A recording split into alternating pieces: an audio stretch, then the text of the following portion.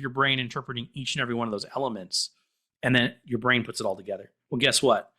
The models behind all this stuff does exactly that. It's actually built off of the neurological understanding of the human brain. That's exactly how deep learning actually works, which includes generative AI. Okay, it learns the same way you and I do, and it actually interprets data the same way you and I do. It learns that, hey, when I see something that's textured this way, it's probably going to feel a certain way, right? And it learns the same thing. Okay, it learns, it has an input, and it kind of has an algorithm, if you will, that kind of says, here's what that's probably going to feel like, and then when you touch it, you realize it feels that way it looks, you know.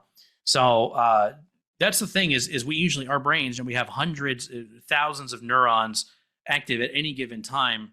Well, same thing with deep learning. It's actually got all these little elements, and it's you have one element that's paying attention. If I'm doing an image, one element that's paying attention perhaps to corners and edges of transitions of color, right? Another one that's just paying attention to color. Another one that's just paying attention to texture.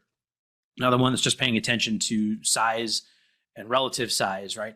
Things like that. And so, you know, these inputs and these outputs, and that's basically what's going on behind the scenes.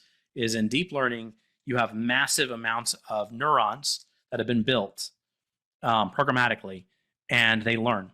And when they learn, they now know how to interpret that. And so that one little piece of the bigger picture, it knows how to do that one thing, but collectively it's hundreds of these little things.